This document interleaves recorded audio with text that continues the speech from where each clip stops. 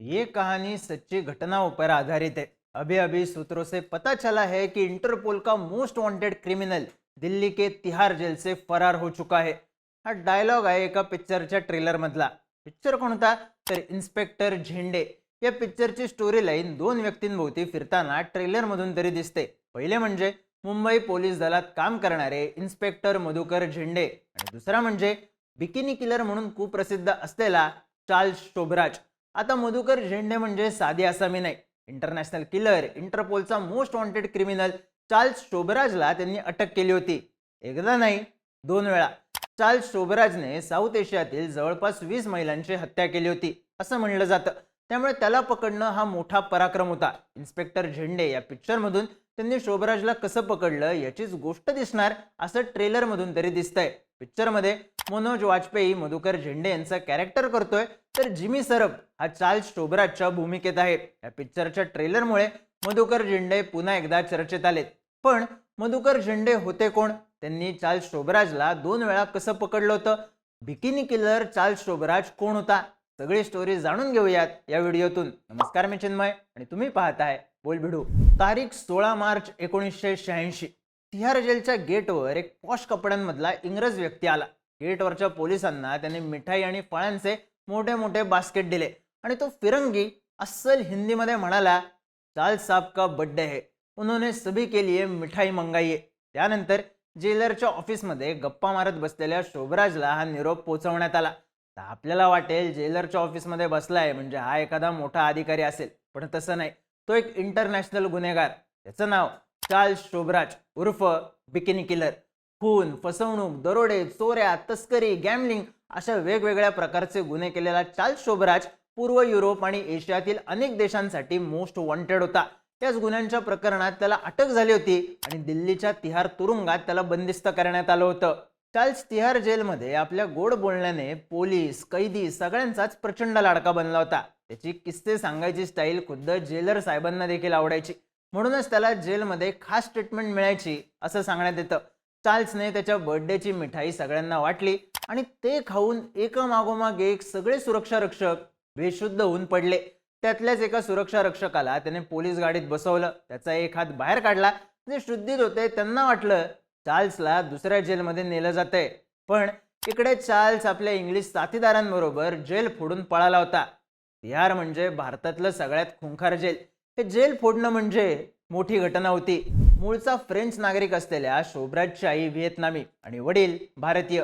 1960च्या दशकात त्याने गुन्हेगारीला सुरुवात केली। कडक पर्सनॅलिटी, बिलंदरपणा आणि हाय क्लास लाईफस्टाईल यांच्या जोरावर तो कोणावरही छाप टाकण्यात यशस्वी व्हायचा। तो पॅरिसमधल्या उच्चभ्रू लोकांच्या वर्तुळात प्रतिष्ठित नागरिकाचा मुखवटा पांघरून सामील झाला। तिथे फसवणुकीचे प्रकार केल्याचे आरोप त्याच्यावर होते। या घोटाळ्यासंदर्भात पोलीस त्याच्या मागे लागल्यावर तो बायकोसह खोट्या कागदपत्रांच्या आधारे 1970च्या आसपास मुंबईमध्ये दाखल झाला। भारतात आल्यावर त्याने तस्करी आणि गॅमलिंगच्या धंद्यात जम बसवला। 1973 मध्ये एका हॉटेलवर सशस्त्र दरोड्याच्या प्रकरणात त्याला अटक झाली। ही कामगिरी केली होती ती इन्स्पेक्टर झेंडे यांनी। चार्ल्सला अटक करण्याची ही पहिलीच वेळ होती, पण नंतर चार्ल्स शोभराजची जामिनावर सुटका झाली आणि खोटी कागदपत्र तयार करून Charles Afghanistan, Iran, Iraq, Europe अशा अनेक देशात फिरू लागला। तिथे गेल्यावरही चार्ल्सने अनेक देशी आणि परदेशी पर्यटकांना लुटलं। त्यानंतर त्याला अथेन्समध्ये अटक झाली, पण इथूनही तो पळून जाण्यात यशस्वी ठरला। अथेन्समधून पळाल्यावर तो भारतात परत आला। हत्या करणं आणि लुटणं हे त्याचं मुख्य काम। अनेकदा त्याचं टार्गेट या परदेशातून फिरायला आलेल्या मुली असायच्या, म्हणूनच त्याचं नाव बिकिनी किलर पडलं। भारतात परत आल्यावर 1976 साली त्याला अटक करण्यात आली। त्यानंतर त्याची रवानगी तिहार तुरुंगात केली गेली। तिहारमध्ये चार्ल्स बराच प्रसिद्ध होता। दिसायला इंग्रजांसारखा असणारा चार्ल्स गप्पा मारून लोकांना आपलंसं करायचा। अशा 10 वर्ष गेली आणि तारीख आली 16 मार्च 1986। याच दिवशी चार्ल्स जेल फोडून बाहेर पडला आणि प्रशासनाची मोठी नाचक्की झाली। यानंतर फक्त भारतातच नाही तर जगातल्या सगळ्या वर्तमानपत्रांमध्ये हेडलाईन होती, चार्ल्स शोभराज पळाला। आता चार्ल्स सापडण्याचे चान्सेस नव्हते। पोलिसांची नाचक्की झाली होती। अगदी उच्चस्तरीय बैठका बोलावण्यात आल्या। कोणत्याही परिस्थितीत चार्ल्स शोभराजला अटक करण्याचं आव्हान संपूर्ण भारतातल्या पोलिसांसमोर होतं। अशा वेळी पुढे आले ते मुंबई पोलीस दलाचे अधिकारी इन्स्पेक्टर मधुकर झेंडे। आता मधुकर झेंडे हे जरी मुंबईत कामाला होते तरी ते मूळ पुण्याचे। त्यांनी 25 वर्षांपेक्षा जास्त काळ मुंबई पोलीस दलात काम केलं, पण आपला पुणेकरांचा ऑरा त्यांनी कायम जपला. त्यांनी पुण्याच्या वाडिया कॉलेजमधून रेडिओ इंजिनिअरिंगचं शिक्षण घेतलं होतं. त्यांची ख्याती म्हणजे त्यांच्या भारदस्त आवाजाने हजार दोन हजारांचा जमाव सुद्धा एका क्षणात चिडीचूप व्हायचा. मुंबईच्या धारावी सारख्या ठिकाणी त्यांचा मोठा दबदबा होता. इन्स्पेक्टर झेंडे फक्त धाडसी नव्हते, तर ते तितकेच हुशार अधिकारी म्हणून प्रसिद्ध होते. लोकांना मदत पाहिजे हे त्यांच्या कायम डोक्यात असायचं आणि यातूनच ते पोलीस अधिकारी झाले होते. पोलीस म्हणून त्यांची शिस्त आणि प्रामाणिकपणा या गोष्टींची कायम चर्चा व्हायची. मुंबई पोलीस दलातले सगळ्यात जबरदस्त आणि सामान्य लोकांना आपलेसे वाटणारे अधिकारी म्हणून त्यांची ख्याती होती. बोलण्याची शैली आणि धिप्पाड शरीर अशी त्यांची ओळख सामान्य जनता आणि मोठमोठ्या गुन्हेगारांना सुद्धा आकर्षक वाटायची. 80-90च्या दशकात मधुकर झेंडे हे असं नाव होतं ज्यांना बघून भल्या भल्या गुन्हेगारांच्या अंगावर काटा यायचा. त्यांच्या नुसत्या वावराने गुन्हेगार फरार व्हायचे असं म्हणलं जायचं. एकदा एका टॅक्सीमधून 4-5 प्रवासी जात होते. काहीतरी गडबड वाटली म्हणून एका पोलीस कॉन्स्टेबलने ही टॅक्सी थांबवली. तेव्हा त्या प्रवाशांनी त्या कॉन्स्टेबलवरच हल्ला चढवला. ते दृश्य पाहून मधुकर झेंडे पळत पळत तिथं पोहोचले. त्यांच्याकडे तेव्हा कोणतंच शस्त्र नव्हतं, पण वाघाच्या डरकाळीप्रमाणे झेंडे त्या प्रवाशांवर ओरडले आणि त्यांच्यावर चाल करून गेले. त्या प्रवाशांकडून चाकू काढून घेतले. हा प्रकार पाहून ते प्रवासी सुद्धा चक्रावून गेले होते. फक्त आवाजाच्या जोरावर झेंडेंनी त्या प्रवाशांना गारद केलं होतं. त्यांच्या या कर्तृत्वाबद्दल त्या काळात त्यांच्या कमिशनर साहेबांनी त्यांना 2,000 रुपयांचं रोख बक्षीस दिलं होतं.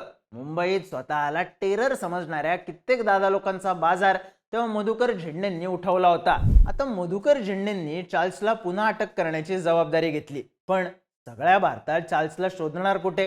चार्ल्सच्या गुन्हेगारी स्वरूपाचा इन्स्पेक्टर झेंडेंनी अभ्यास केला होता. महिला, बिकिनी आणि गॅम्बलिंग विश्वात रमणारा चार्ल्स तिहार सारखं जेल फोडून पहिल्यांदा कुठे जाऊ शकतो, तर ते ठिकाण होतं गोवा. मग इन्स्पेक्टर झेंडे आपल्या टीमसह गोव्यात पोहोचले. आपलं नेटवर्क वापरून ते माहिती काढू लागले. तेव्हा गोव्याच्या क्यू इकेरो बारमध्ये चार्ल्स बद्दल क्लू मिळू शकतो अशी माहिती त्यांना मिळाली. त्यानंतर गोवन पर्यटकांचा वेश घेऊन ही टीम क्यू इकेरो बारमध्ये पोहोचली. बारच्या काउंटरवर जाऊन झेंडे चौकशी करू लागले. तोच त्यांना बारमध्ये 2 विदेशी पर्यटक येताना दिसले. त्यांच्या अगदी समोर आला होता चार्ल्स शोभराज. क्षणाचाही वेळ न घालवता इन्स्पेक्टर झेंडे चार्ल्सच्या जवळ गेले आणि त्याला विचारलं, तू चार्ल्स आहेस ना? त्यावर चार्ल्सचं उत्तर होतं, जर डोकं फिरलंय का? कोण चार्ल्स? झटक्यात इन्स्पेक्टर झेंडेंच्या बाजूला असणाऱ्या इतर पोलिसांनी चार्ल्स शोभराजचा ताबा घेतला. ऐकताना एक साधी गोष्ट वाटू शकते, पण तिहार फोडल्यानंतर पुढच्याच आठवड्यात भारतासारख्या प्रचंड मोठ्या देशातून अगदी अलगद चार्ल्सला शोधून काढण्याची कामगिरी इन्स्पेक्टर झेंडेंनी केली होती. कराटेमध्ये ब्लॅक बेल्ट असणारा चार्ल्स शोभराज कधीही दगाफटका करू शकतो, म्हणून इन्स्पेक्टर झेंडेंनी चक्क त्याला पालथं झोपवून त्याच्या अंगावर 2 पोलिसांना बसवून मुंबईपर्यंत आणलं होतं. त्यांच्या या कामगिरीवर खुश होऊन खुद्द राजीव गांधींनी इन्स्पेक्टर झेंडेंना भेटण्याची इच्छा व्यक्त केली होती. त्यानंतर मधुकर झेंडेंचं चांगलंच नाव झालं. चार्ल्स शोभराज सुद्धा पुढची 10 वर्ष भारताच्या तुरुंगात शिक्षा भोगत राहिला. 1997 साली तो शिक्षा पूर्ण करून सुटला. त्यानंतर तो फ्रान्सला गेला. तिथे त्याच्यावर सिनेमा निघाला. फ्रान्समध्ये त्याने पुन्हा एकदा ग्लॅमरच्या विश्वात प्रवेश केला. नंतर त्याच्या जीवनावर अनेक पुस्तकं निघाली आणि एक चित्रपटही निघाला. त्या बदल्यात त्याला सुमारे $1.5 कोटी रॉयल्टी मिळाल्याचं सांगितलं गेलं. अशाच पद्धतीने फ्रान्समध्ये तो मजेत जगत असताना तो एकदा नेपाळमध्ये गेला आणि तेव्हा पोलिसांनी त्याला पकडलं. नेपाळमध्ये पूर्वी केलेल्या गुन्ह्यांबद्दल त्याच्यावर खटला चालवला गेला आणि 20 सप्टेंबर 2004ला त्याला जन्मठेपेची शिक्षा सुनावण्यात आली. त्या काळात अगदी इंटरपोलला हवा असणारा गुन्हेगार चार्ल्स शोभराजला मधुकर झेंडेंनी पकडलं होतं. त्यांच्या 4 दशकांच्या कारकिर्दीतली सगळ्यात मोठी कामगिरी ही ठरली. साधारण डिसेंबर 2022 मध्ये चार्ल्स शोभराज जेलमधून बाहेर आला. मागच्या 19 वर्षांपासून तो नेपाळच्या जेलमध्ये होता. जेल बाहेर आल्यावर तो त्याच्या मूळ देशात म्हणजे फ्रान्सला परत गेला असं सांगितलं जातं. आजही गोव्याच्या प्रसिद्ध क्यू इकेरो बारमध्ये तुम्ही गेलात तर तुम्हाला तिथे एक डिश मिळेल, जी डिश इतर कुठेच मिळत नाही. या डिशचं नाव आहे झेंडे प्लॅटर. मुंबई पोलीस दलात काम करणाऱ्या मधुकर झेंडे यांच्या नावावरून प्रसिद्ध असणारी ही डिश. आता ही डिश याच बारमध्ये का मिळते, तर याच ठिकाणी इन्स्पेक्टर मधुकर झेंडेंनी सापळा रचून अत्यंत खुबीने चार्ल्स शोभराजला अटक केली होती. झेंडेंच्या या कामगिरीवर खुश होऊन क्यू इकेरो या बार मालकाने त्यांच्या नावाची खास डिश तयार केली, तीच ही झेंडे प्लॅटर. मधुकर झेंडेंनी 2 वेळा चार्ल्स शोभराजला पकडलं होतं. 1986 मध्ये जेव्हा शोभराजला झेंडेंनी अटक केली तेव्हा त्याला दमात घेत झेंडेंनी म्हणलं होतं, मीच तुला 15 वर्षांपूर्वी अटक केली होती. तेव्हा चाल चौराज त्यांना म्हणाला होता, यू आर लकी. आता नेटफ्लिक्सवर येणाऱ्या इन्स्पेक्टर झेंडे या पिक्चरमुळे मधुकर झेंडे आणि बिकिनी किलर चार्ल्स पुन्हा एकदा चर्चेत आलेत. तर पिक्चर कसा असेल ते रिलीज झाल्यावर कळेलच, पण तोपर्यंत चर्चा होत राहील ती इंटरपोलच्या मोस्ट वॉन्टेड क्रिमिनलला पकडणाऱ्या इन्स्पेक्टर मधुकर झेंडे यांची आणि त्यांच्या कामगिरीची, पोलीस दलातल्या खऱ्या बादशाची.